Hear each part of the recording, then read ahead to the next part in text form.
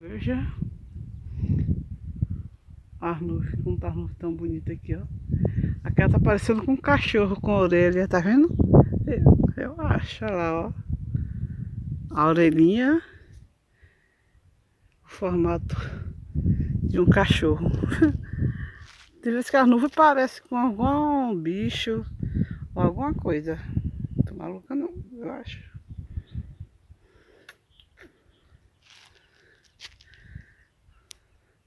Aqui o nome do sítio. Sítio Recanto Feliz. Número 5, Jequié, Bahia. Quem quiser um dia passar por aqui, seja bem-vindo.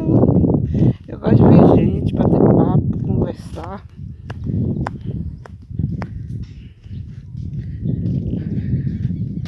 Olha a fresquinha que é aqui, gente. Olha, como é bonito aqui, ó. A gente fica à vontade para fazer o que quiser aqui, não tem ninguém olhando. Veja a distância. Não tem ninguém olhando a gente. Fica à vontade. Uma ovelhinha. Vou tentar botar o celular aqui para tirar. A gente, o celular não fica. Aí ficou distante. Já é distante aqui. Já é distante aqui, tá vendo? Distante.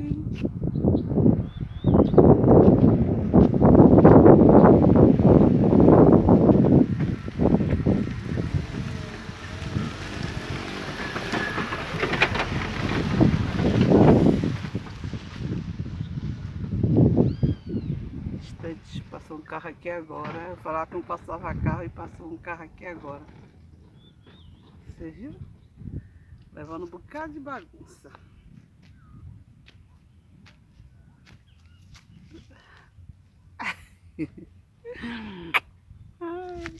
Pronto, tá bom. Tira daqui do celular. Já cai esse celular. Não sei como eu tenho que comprar. Tenho que ter um celular novo, porque toda hora cai.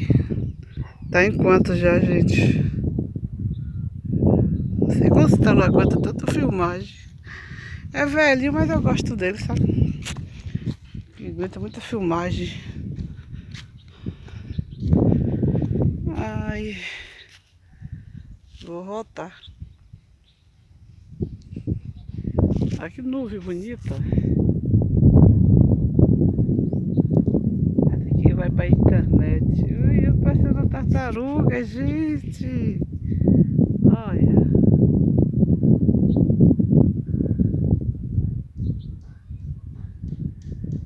Natureza de Deus, né? É linda. Eu tô achando parecendo uma tartaruga de longe, ó. É, nuvem. Deixa vocês olhar a nuvem bem. Cidade grande. A gente tem um privilégio, a gente não dá importância, né, gente? Mas isso aqui tem muita gente que queria estar num lugar assim. Mato, sol quente, natureza, né? Tem muita gente que acha